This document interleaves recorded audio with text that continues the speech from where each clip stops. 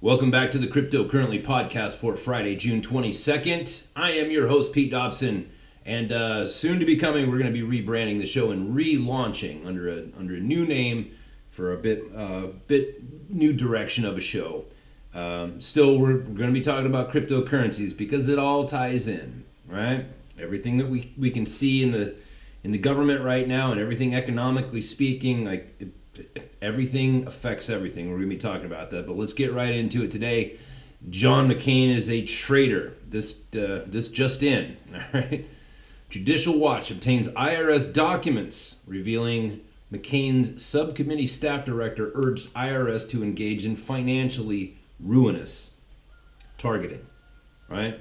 That's the weaponization of the Internal Revenue Service, right? A financial organization to victimize people, right? To do harm to American people, right?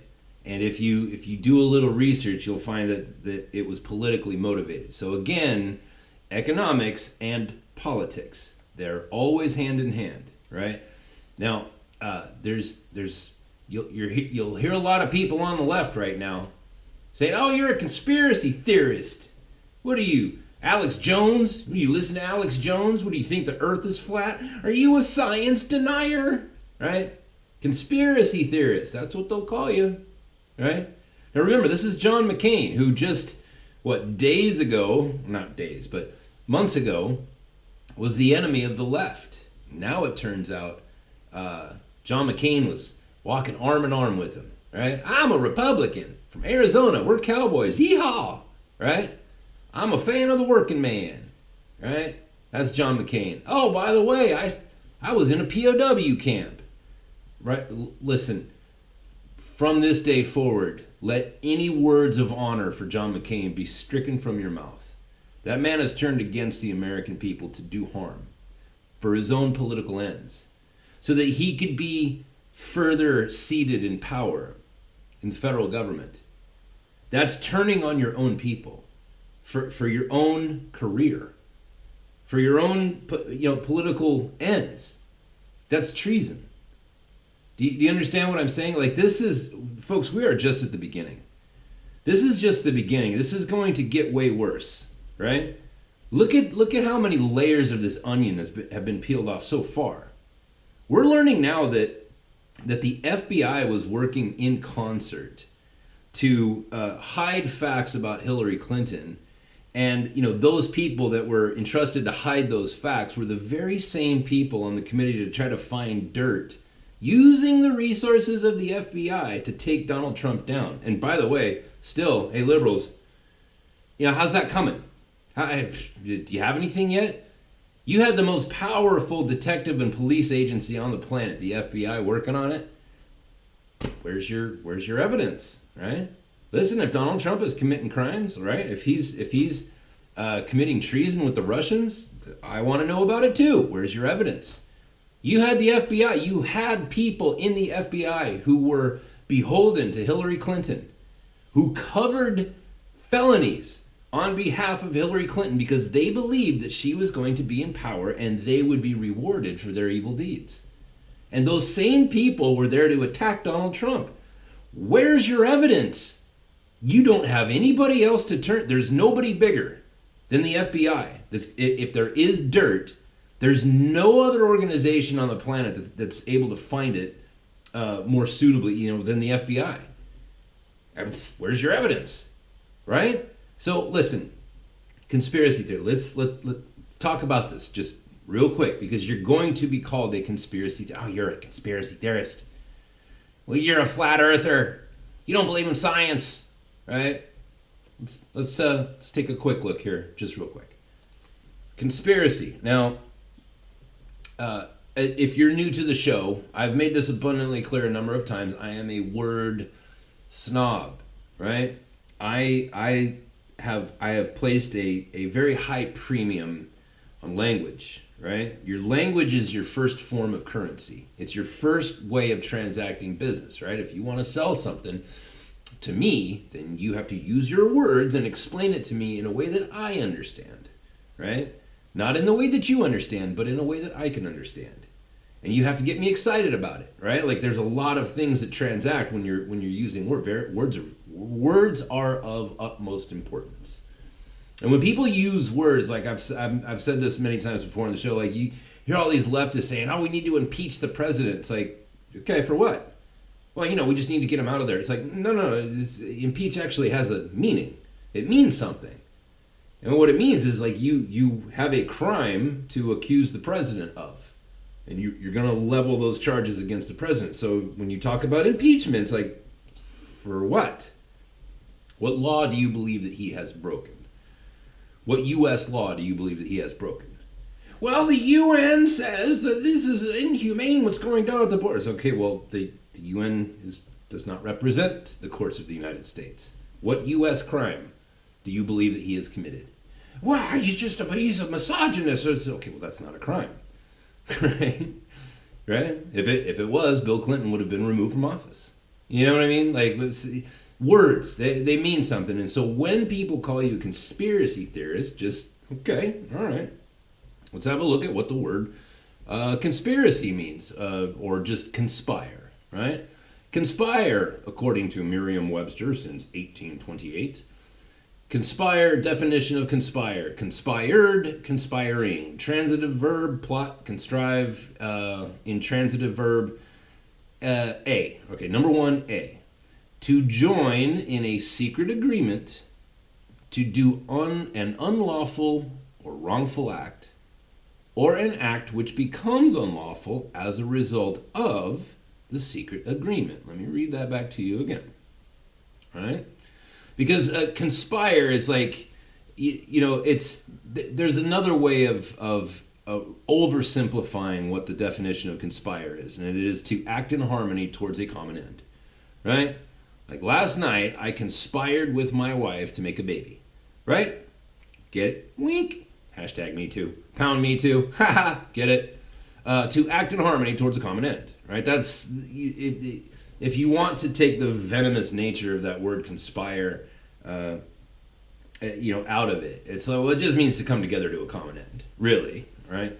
But because of the way that it's the context that it's always used in, it's always negative, right?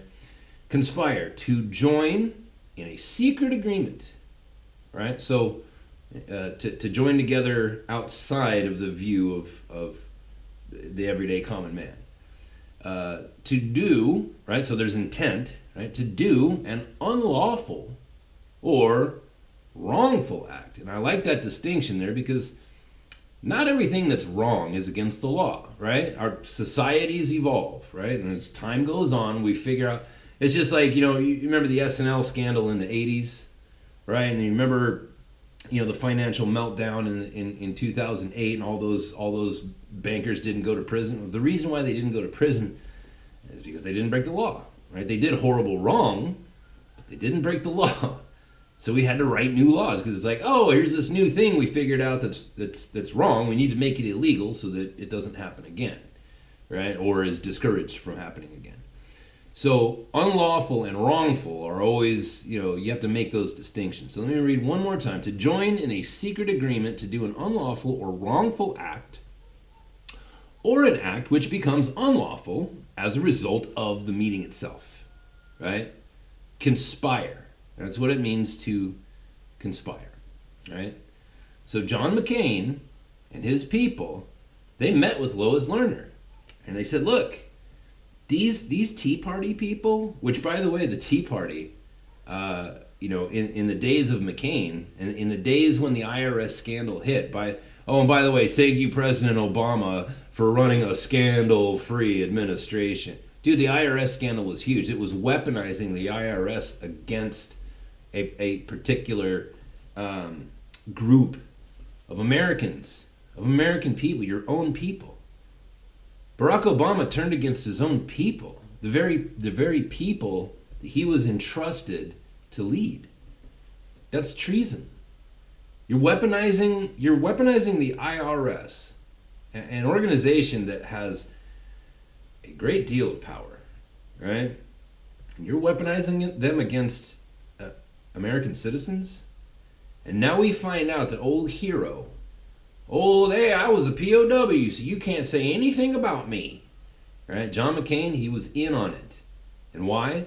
Because the Tea Party was huge in Arizona. Listen, you go to Arizona, man, those are a hardy people now. Right? I mean, not ASU Arizona, where everybody's just drunk and getting laid all the time, but the rest of Arizona. Ain't nothing out there but cowboys, son. Right? Those are a hardy people.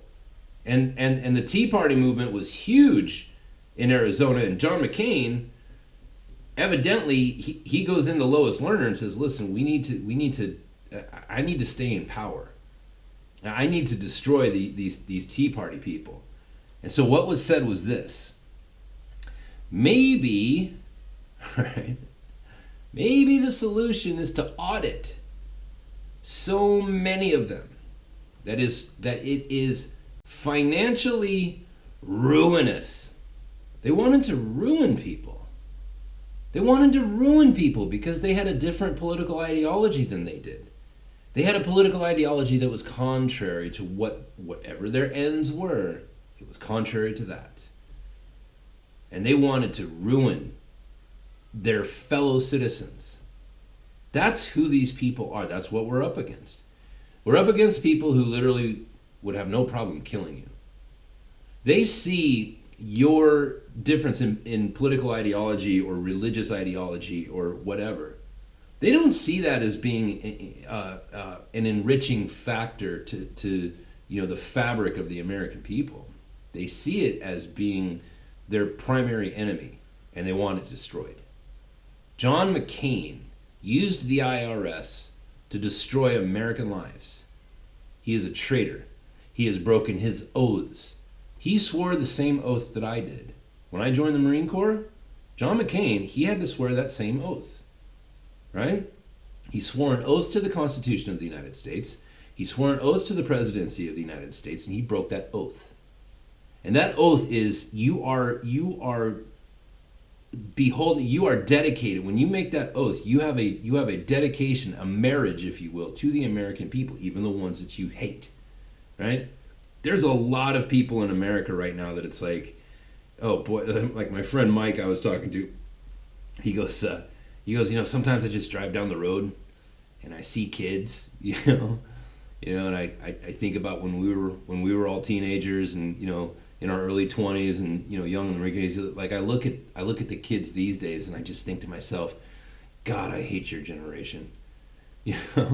You got people, men going around with man buns, wearing skinny jeans, drinking soy, talking about you're a Nazi. It's like, dude, oh God. But even those people, I swore an oath. I swore an oath to protect those people. I take that oath seriously. And even though I have not been active duty Marine Corps for well over 20 years, like, I swore an oath. I swore an oath. That's it. It wasn't a pinky promise, right? It wasn't a pinky promise. It was an oath. And I swore it, and John McCain swore it, and he broke it. He broke his oath to the American people, and he used the federal government to attack his fellow citizens. That's treason, right? It's different if John McCain was driving down the road and he saw some guy he didn't like. He took his car and he just ran that dude over and killed him. That's not treason, right? That's one guy against one guy. He took the IRS, who affects us all, right? The IRS affects everybody. And he used that organization to attack your fellow citizens. So for what? For what? For power. These people are power mad. And you can see how strong they are when they parade, Captain Caveman from Texas and that rodeo clown lady from Miami, and you see, Nancy Pelosi up there talking about, doesn't he believe in the divine spark of the MS-13 gangs? Right? You can see it in Chuck Schumer when he's like, we're not going to sign any deal with the president because that might make the Republicans look good, and we certainly can't have that. We can't help these children because it would make the Republicans look good. We can't do that. They're not strong. Like they've obtained the power, but look what they've done with it. They've used it to weaken themselves and the American people. Yeah, there's a lot of people out there that they've just got Trump derangement syndrome, and they just won't see it. They won't look at it. You see them all the time. You can see them like you bring up the fact like, no, those were Obama made that a law. Bill Clinton made that a law, and they'll just like they have no. It's like trying to get a baby to eat when they're not hungry. They're just like, They won't acknowledge it. It's like, you son of a bitch, like we live in a nation of laws. And if a law is causing harm to people, you need to look at who made that thing a law, where that law comes from. It's important. You know why? Because laws are very difficult to change. It takes a great deal of work and a whole lot of people agreeing on stuff, which, by the way, people are not good at agreeing on things. Not politicians either. You know what I mean? We still have marijuana laws on the books that keep people in prison for decades for weed, right? And you look at like where that law comes from. It's like, where does that law come from? When was marijuana made illegal? What was it called before it was called marijuana? Who paid for it? How did this happen? Right? And you start looking into those things and you see, oh, people conspired. People got together in secret. Right? Monies were exchanged, power was brokered. And you see like how it is that cannabis became illegal in the United States. And you think, oh, that's horrible. That's horrible. We can't be running a civilization like this. So you look at what John McCain did. He conspired with the IRS. That's not conspiracy theory. It's now conspiracy fact. Right? None of these people, you can listen to the Young Turks all you want. You can turn on CNN. They're going to be like, oh, these conspiracy theorists are picking on poor John McCain, the war hero. Right? But it's not a conspiracy theory. It's not a theory. It's a fact. And I'll tell you something else. Like, as we progress through these times of more and more unveiling, right? Do you know that word revelation, the book of Revelations, it was, it's in the Bible, written by John of Patmos. It's actually not called that. It's called the Apocalypse. What apocalypse means is the unveiling or the revealing, the revelation, right? I'm not saying that we're going through revelations right now, but we are going through a time of deep and horrific revealing. We're finding out that our FBI was working against the American people. Trying to subvert the will of the American people. That's treason. Dude, people are gonna die, right? There's gonna be more people getting suicided, right? There's going to be, we've already seen leftists that like, people are saying like, oh man, I hope this doesn't get any worse or people are gonna start killing one another. It's like, dude, we're past that. We're already there. We had that guy that went to that softball game there in Washington, shot up a whole bunch of Republicans, right? Like, we're already there. These people are so polarized, and they're so unwilling to even accept just facts. Like, here's this law.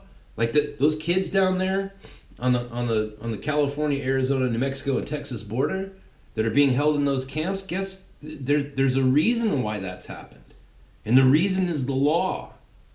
And who put that law there? And you try to get them to see that, and they're just like, no. They won't see it. And now we have Peter Fonda out there fantasizing about a pedophilia rape. That's who these people are. That's what's in their heart.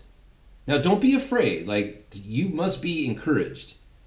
Don't be afraid of these people, right? Their power is weakness. Their weaponry is weakness, right? And sickness. That's what they bring to the table. There's no way they're winning, right? But you got to do the things that you got to do. You got to get out there and vote. You have to get out there. Call your congressman, right? Tweet to your congressman. You let them know, like, if you do not start exacting my will, if you do not start exacting the will of the people, we're gonna put somebody in there who will, because that's your job, congressman. You're not there. Listen, at some point, and it's because we got so wealthy and so lazy, and so comfortable, right?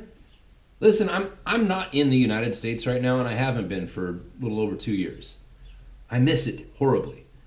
Because in the rest of the world, you can't just have anything that you want anytime. You can't just at any time of the year just drive to Walmart and buy a watermelon or an avocado. You know what I mean? That's not how the rest of the world does it. We have it so easy.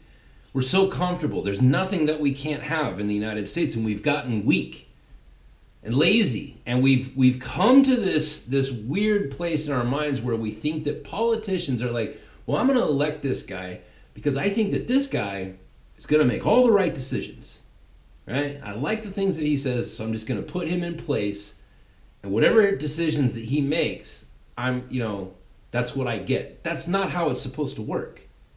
You are supposed to hold the reins on those people. They are there to serve. They're not there to be served.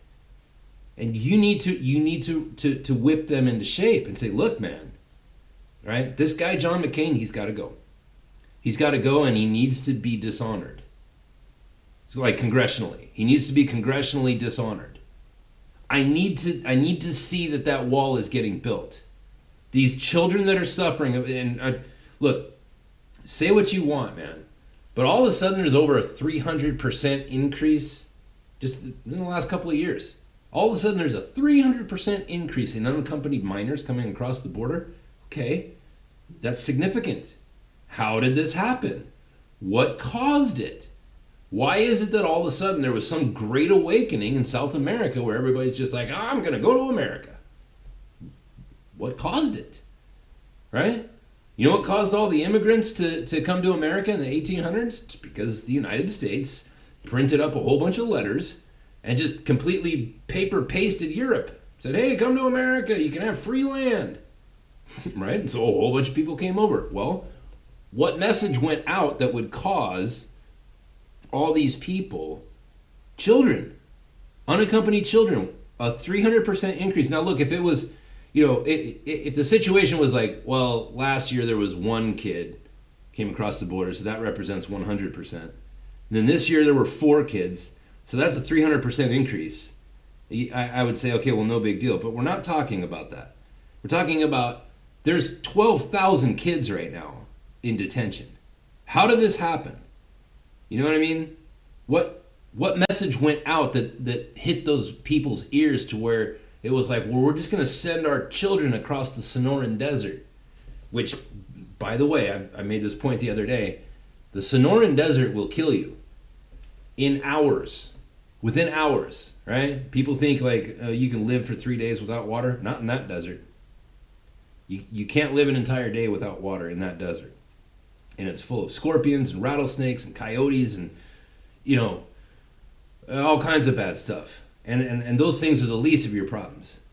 The biggest problem that you're going to have in that desert is that gigantic ball of fire in the sky that's going to suck all the water out of your body within hours. And all of a sudden all these kids just decide, hey, we're going to go to America. Well, no, it wasn't that easy. Something happened. Something happened. Some message was conveyed. There's no other way to explain it. Right? So when these people start talking about, oh, you're a conspiracy theorist. Are you saying that John McCain did not conspire with the IRS? That's what the news is today. He conspired against the American people to weaponize the IRS against the citizens of his own country. He broke his oath. You need to call your congressman or congresswoman, or as Justin Trudeau likes to say, Congress people. You need to call your congressperson. And you need to vent. You need to let them know that your displeasure is sore. You gotta let them know, like, no, no. Charges need to be filed. We need to see justice on this. And we need to find out what else is behind there.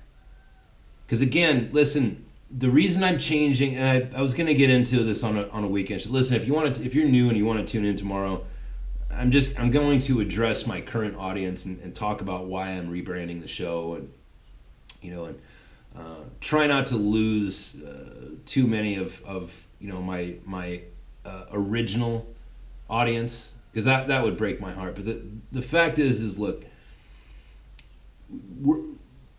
people have been begging for a very long time, both Republicans and Democrats and liberals and conservatives and whatever, Christians and atheists. Like, there's been a long time, people have been saying, I don't want any more of this insider nonsense going on in Washington anymore. I just want somebody in there who's not part of whatever cult, whatever cabal that is that keeps allowing these things to happen.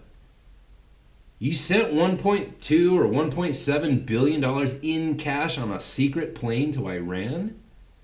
Wait a minute. You can't do that. How did you get away with that? And you did it you got caught for doing it when it happened, and no charges were filed? There was no articles of impeachment? Why? Well, because they're all insulated. They're all working together. And now we find out, now that we finally got what we wanted, a Democrat, a New York swinging hustler, right? The good-looking guy who was rich, he was always famous. He was famous for being rich, and he was a Democrat, right? He was the guy that we all wanted. He was the guy for the last 3 decades that I can remember that when people clamored out and they said, I just want somebody that's not part of them. Well, we got it. We finally got it. And guess what? With his background and the things that he knows, I hate to say these things because I can't prove it, but it looks like that's God's man, right? Despite the fact that, he much like Martin Luther King Jr., he likes the ladies, right? To say the least, right? Despite some of the other problems that he has in his personal life, which were also shared by Martin Luther King Jr. and were also shared by King David, other than that, like that guy has decades and decades and decades of information on those people, right?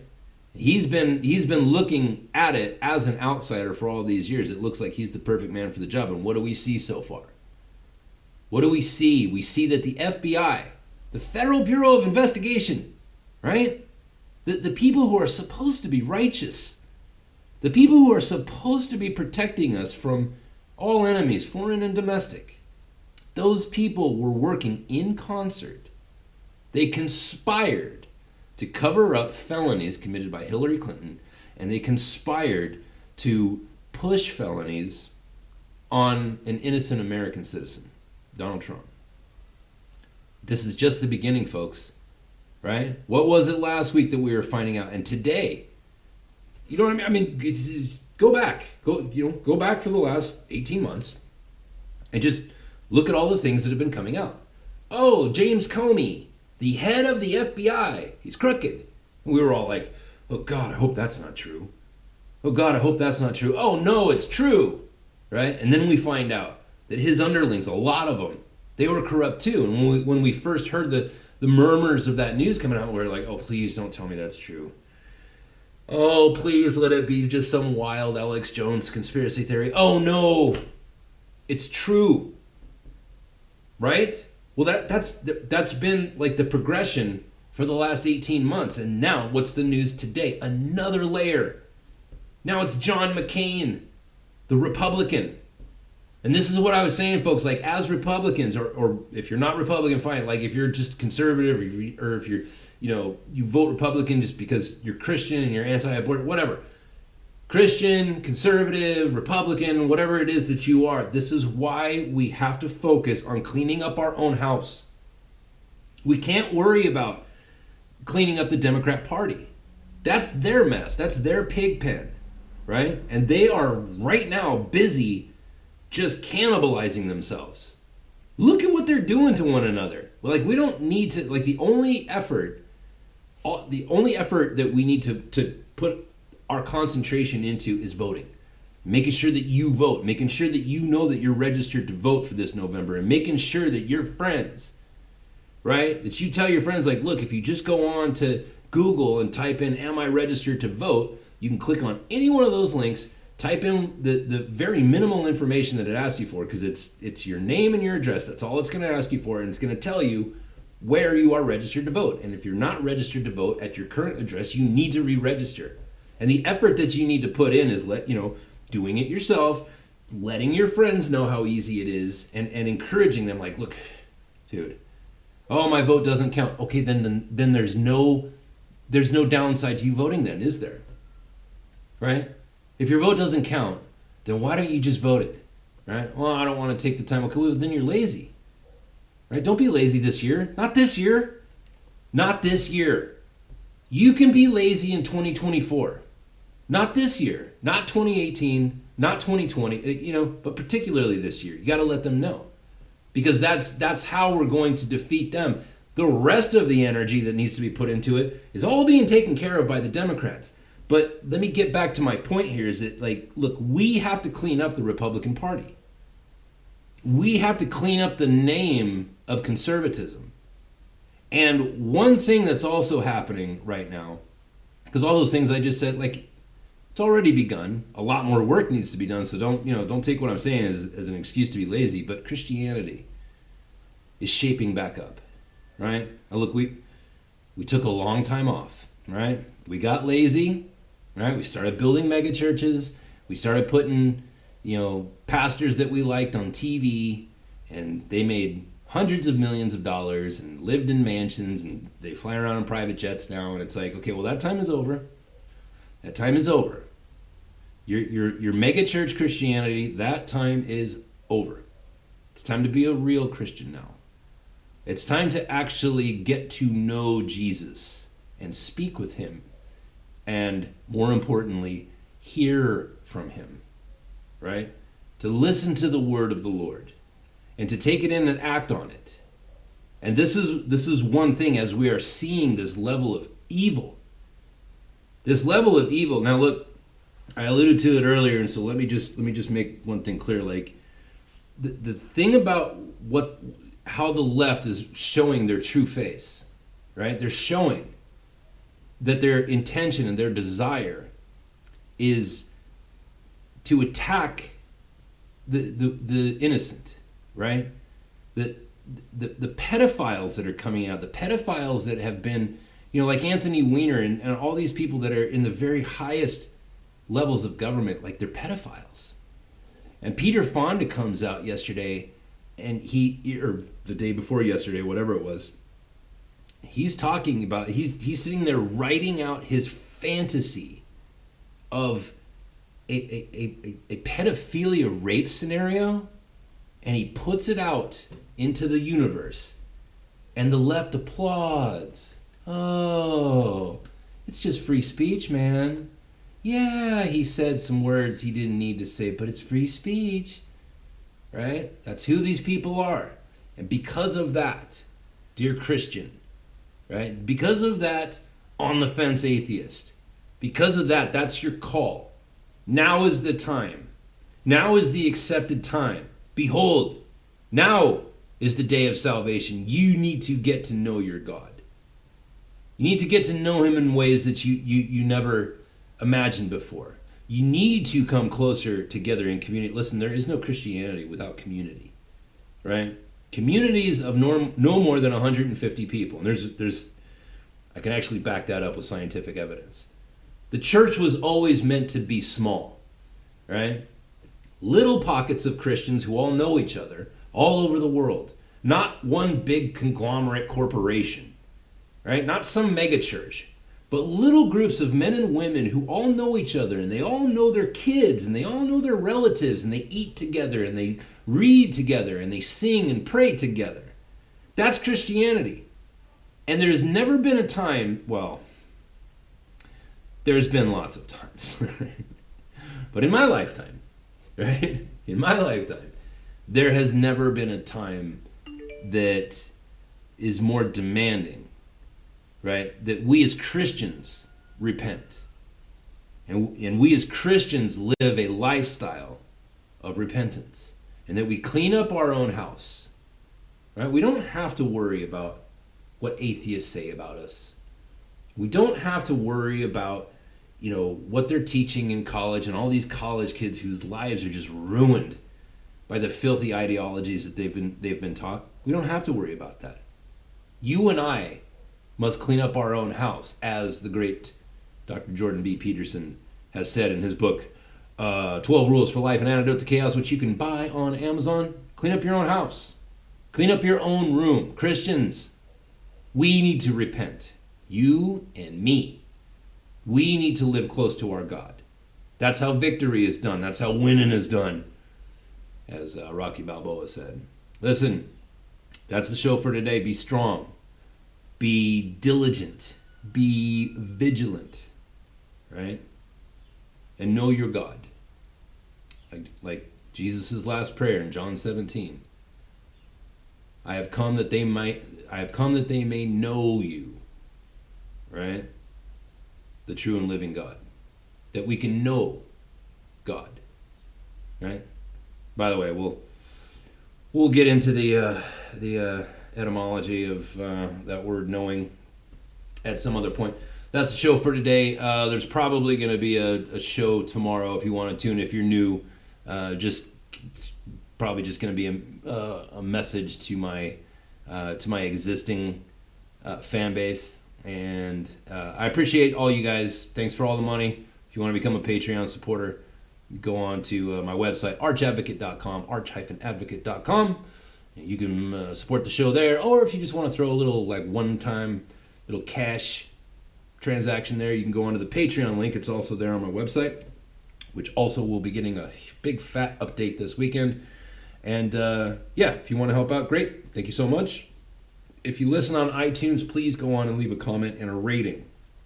Other than that, I will talk to you folks either tomorrow or Monday. Take it easy. Have a good weekend. Bye-bye.